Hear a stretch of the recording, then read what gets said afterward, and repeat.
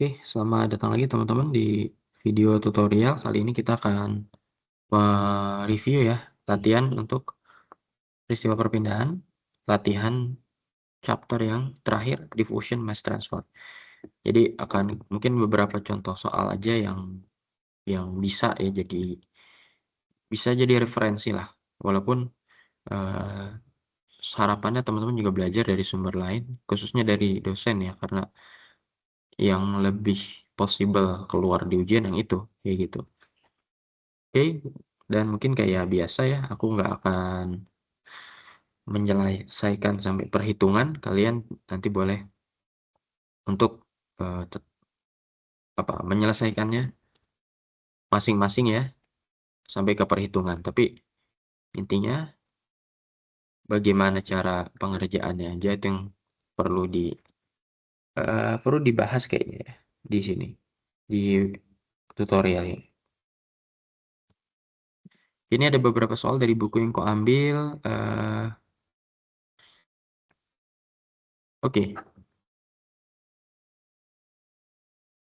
ini sebenarnya cuma pengen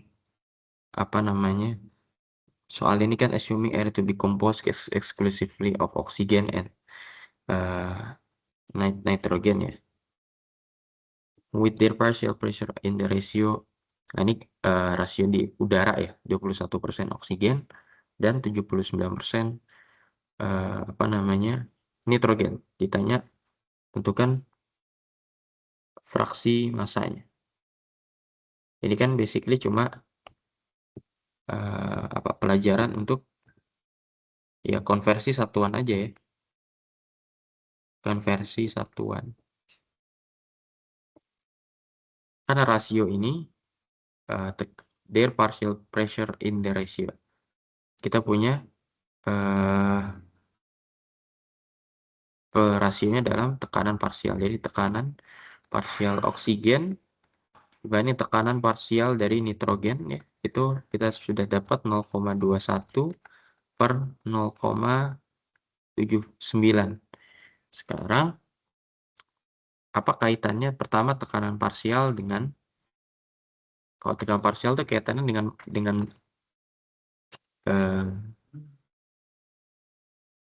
tekanan, itu kaitannya dengan mol.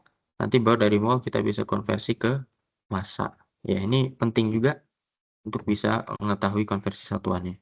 Kayak gitu. Jadi ini kan fraksi. Nah, yang menarik adalah kalau kita punya asumsi gasnya termasuk gas ideal, ya, maka tekanan parsial itu sama dengan fraksi mol. Rasio tekanan parsial sama dengan fraksi mol, ya, sama dengan fraksi mol. Sehingga untuk fraksi molnya X oksigen itu bisa kita bilang adalah 0,21 dan X dari N2 adalah 0,79. Gitu ya. Kalau kita asumsikan lagi,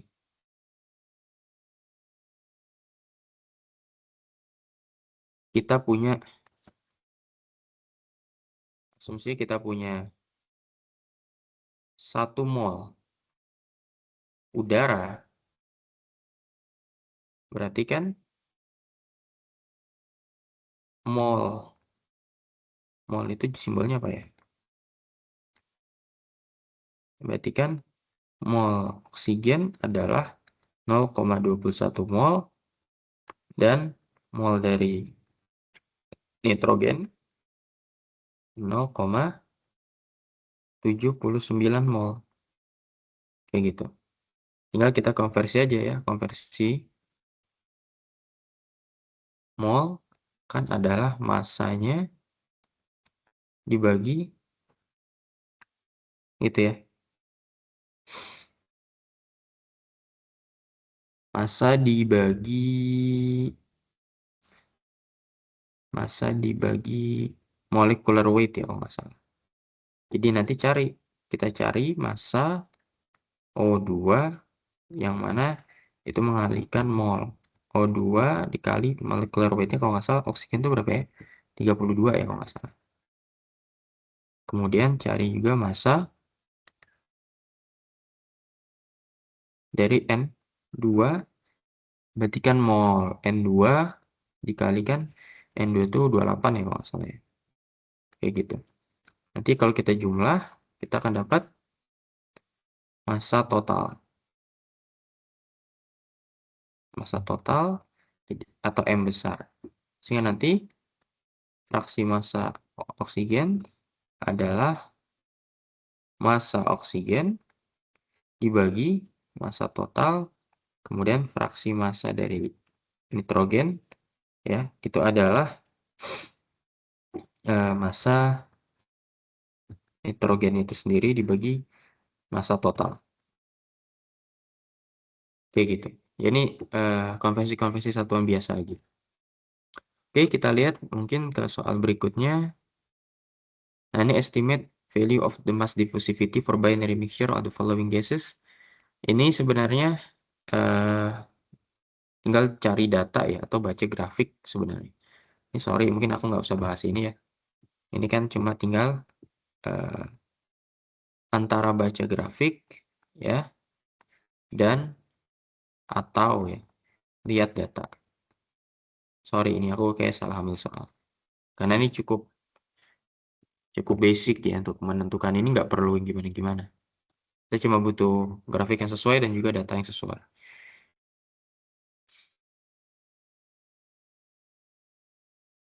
Nah, ini kita lanjut soal berikutnya. Ini udah terjadi perpindahan massa nih ya. Udah mendiskusikan tentang perpindahan massa.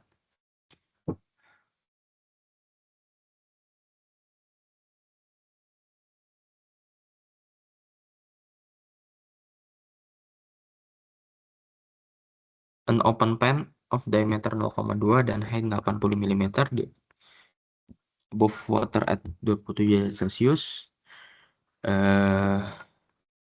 exposed to ambient air 27 derajat Celcius dan 25% relative humidity.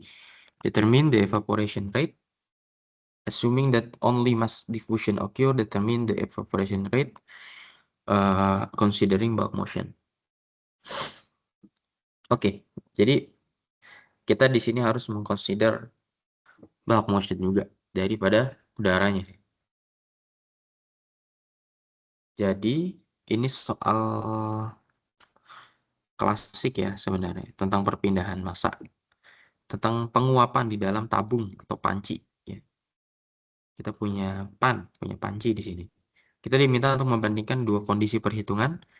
Yang pertama, kondisi 1. Ya. Kondisi 1 adalah dia murni difusi.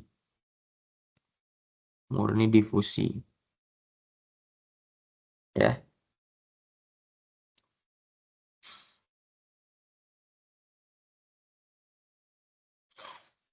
Kalau kita bikin panci ya, itu kan berarti mungkin begini ya plate-nya. Ini ada ketebalannya lah. Ada ketinggian, ada ketebalan.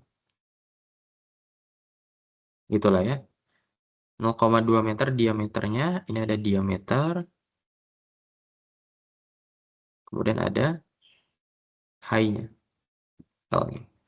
Nanti kan yang jadi jarak difusi adalah L-nya ini ya. Jarak difusi, kayak gitu.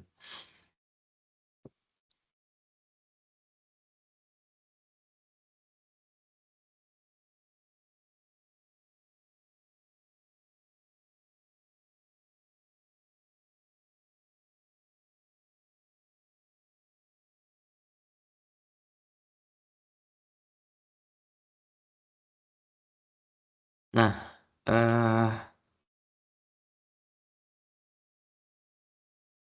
pertama kita analisis dulu kondisi di permukaan air. Ini kan ada air ya isinya. Kita mau tahu kondisi di permukaan air. Tekanan, kita kan evaporasi sebenarnya penguapan air ya. Jadi tekanan A di sini air ya dalam maksudnya ya. Itu kan tekanan A di titik 1, ini titik 1. Kita namakan ini titik 1 di titik A1 berarti itu kan akan sama dengan tekanan saturasinya ya. Menurut tadi hukum Raoult ya.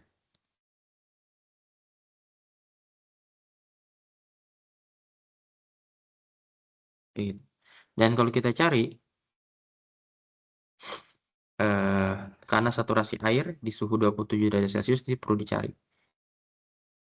Cari dari ya steam table lah ya. Dan sebagainya.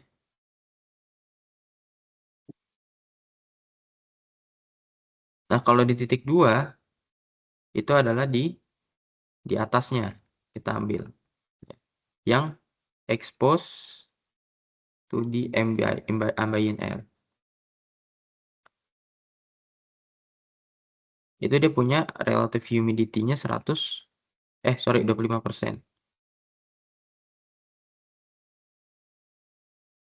Kalau ini RH-nya bisa kita assume 100%. Ya. Gitu. Jadi nanti tekanan A di titik 2 berarti kan cuma 0,25 dari tekanan saturasinya. Nah, saturasi air gitu ya.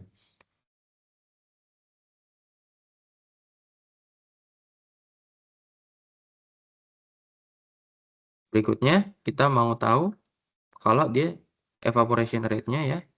Kalau cuma ada mass diffusion occur. Jadi murni difusi maka perpindahan massa adalah asalnya kan cuma minus DAB gitu kan. Kemudian kali A, kemudian DC per dx itu kan ya. Tapi kan di sini kita butuh konsentrasi. Konsentrasi ini kan dinyatakan dalam tekanan kalau di sini dalam RH ya, dalam relative humidity dalam tekanan. Jadi kita harus konversi pakai persamaan apa? PVNRT mungkin ya. PVNRT mungkin. Kalau kita konversikan di titik 1 misalnya ya. Berarti kan yang kita mau taunya konsentrasi itu adalah dibagi massa ya. Berarti kan molnya sendiri itu adalah PV, ini P ya, tekanan, PV per RT. Kemudian kalau kita mau tahu konsentrasi kan perlu dibagi sama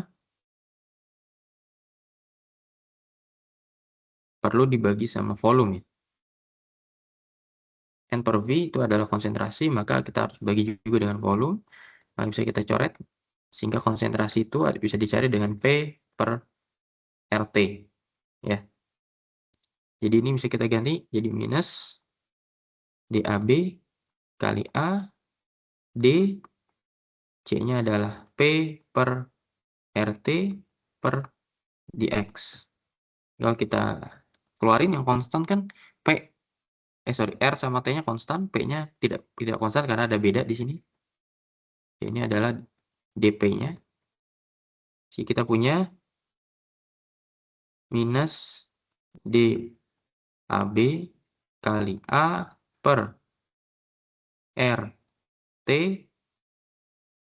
dikali dx-nya kan ya, jalur difusinya ya, itu setinggi L. Kemudian dikali dp itu kan berarti PA1 dikurang PA2 gitu ya.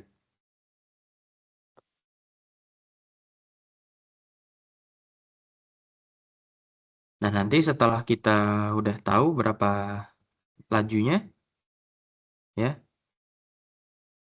Ini kan nanti dalam jumlahnya mol ya, sekian mol. Evaporation rate. Apa namanya? Kita dalam jumlah mol per detik. Kan NA ini nanti mungkin satuannya adalah berapa mol per detik perpindahannya.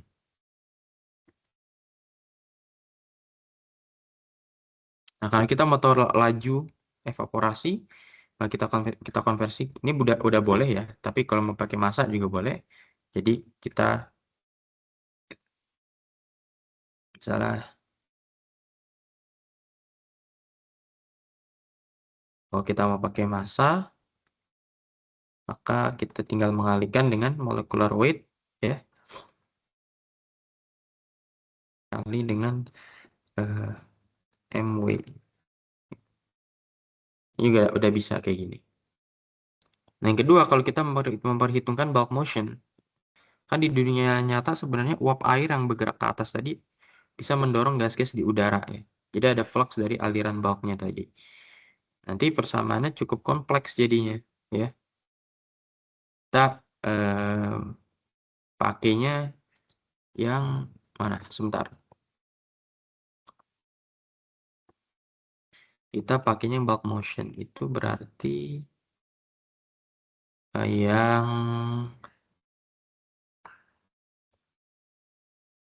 bulk motion mana?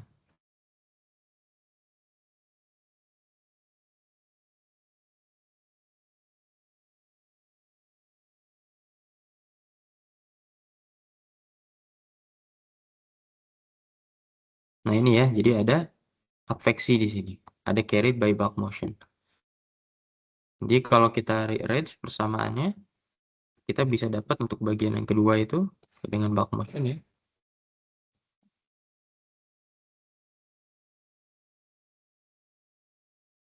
Flux mol itu adalah, bukan flux mol ya, laju perpindahan mol itu tinggal tekanan ya kali DAB-nya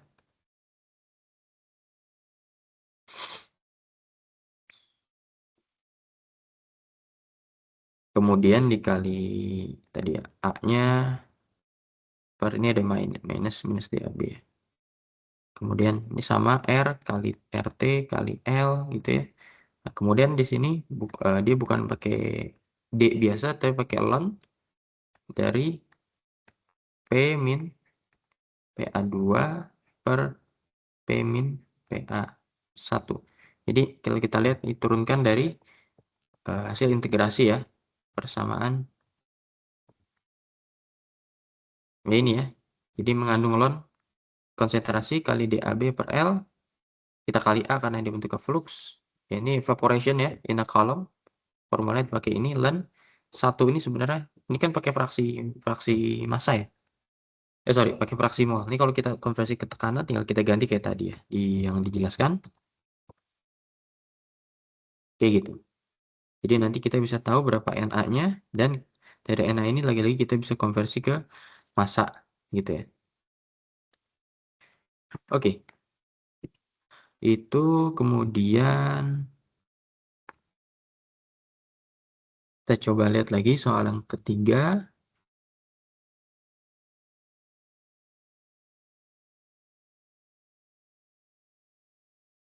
Gaseous hydrogen, tekanan 10 bar.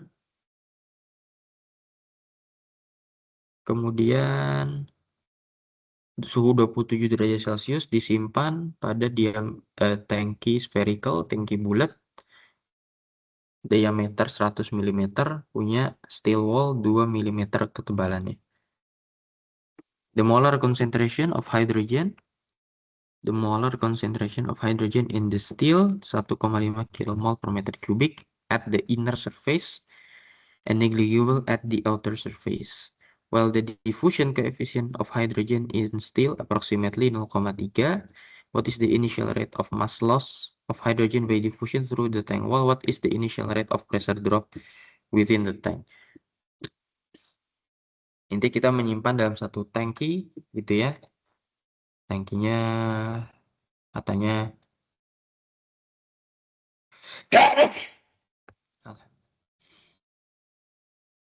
diameternya sampai 100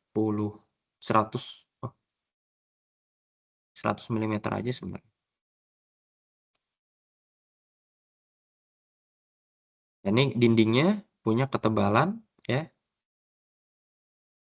ketebalannya delta X.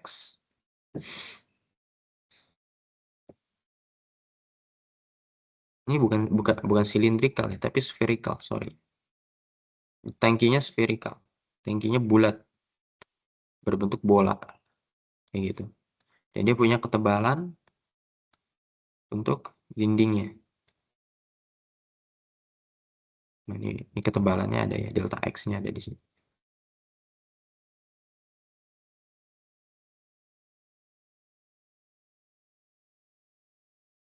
Gitu.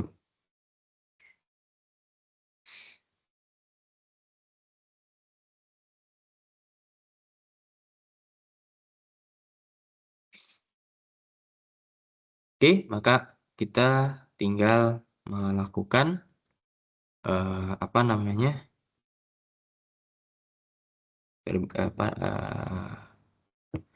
Integrasi ya untuk hukum Fick. Kita tahu untuk area ini beda sedikit karena ini pakai geometri bola.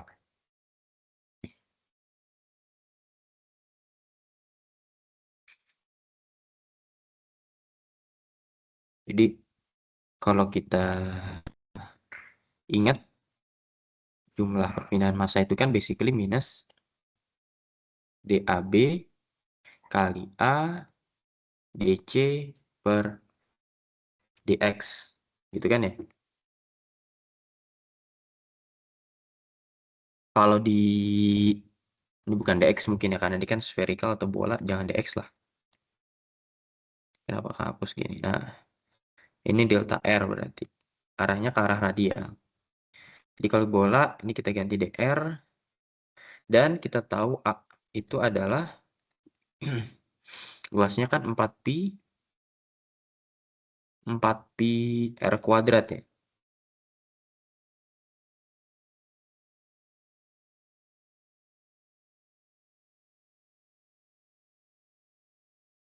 4pi R kuadrat untuk luasnya.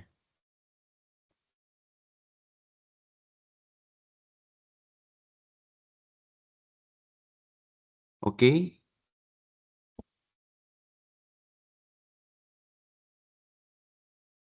Maka kita sebenarnya tinggal perlu melakukan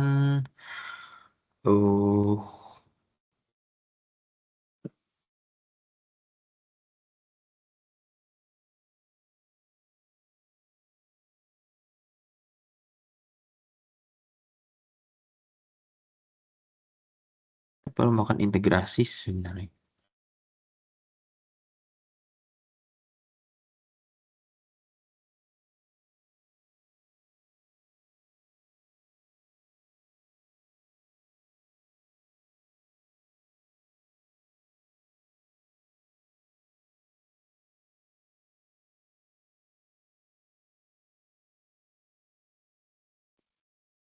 Jadi jumlahnya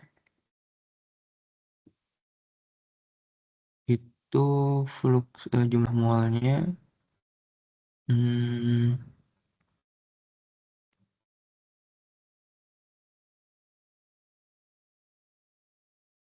pi R kuadrat DC per DR ya.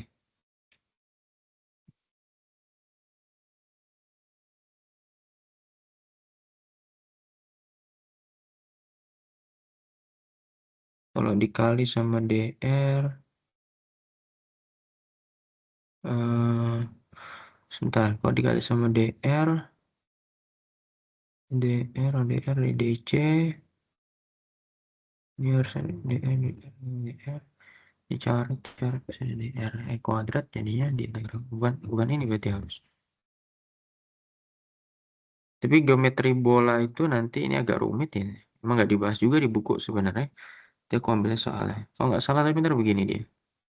NA itu untuk bola dia 4pi tetap DAB, kemudian ini delta C ya, kemudian dibagi sama nah jaraknya ini pakai 1 per R1 dikurang 1 per R2 kayak gitu. Ini hasil integrasinya sebenarnya atau turunan ya, atau turunan. Nah itulah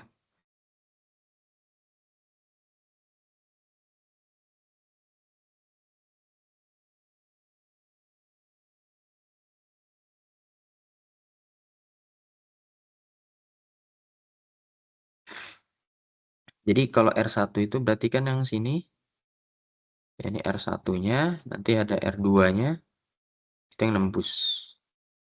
R1 kan berarti diameternya 100 mm, ya. Diameternya 100 mm, atau jari-jari dalamnya berarti kan R1-nya itu 50 mm.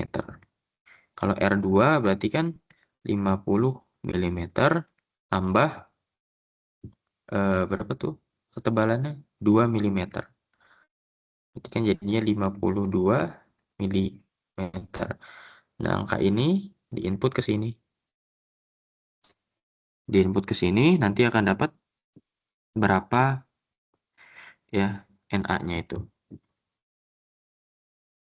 NA. NA ini kan tadi lagi dalam mol atau dalam kilomol per detik gitu ya. Sementara kita pengen taunya massa. Kalau massa kan laju kehilangan massa by diffusion through the tank wall. Jadi kalau ini tinggal konversi ke massa berarti jadi ke kilogram per detik gitu ya. Bisa tinggal dipakai molecular weight aja. Kayak gitu.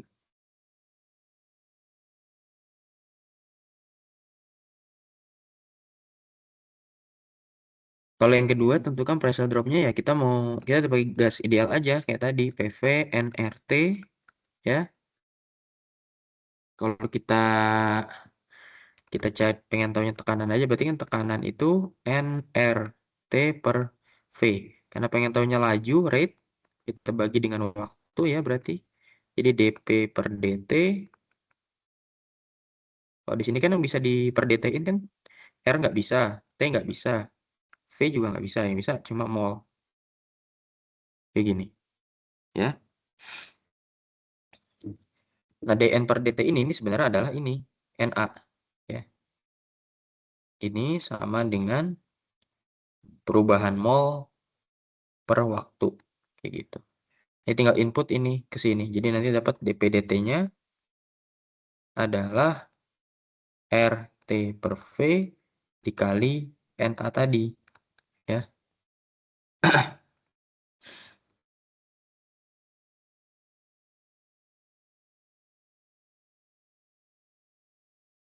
Jadi nanti tinggal dimasukkan aja angka-angkanya. R-nya ada, T-nya di 27 derajat Celcius. Kemudian paling di volume ya. Volume itu kan volume bola berarti. Volumenya 4/3 Pi. Kemudian pakai jari-jari R1 aja ya. Karena kita pakainya yang jari-jari dalam. Pangkat 3.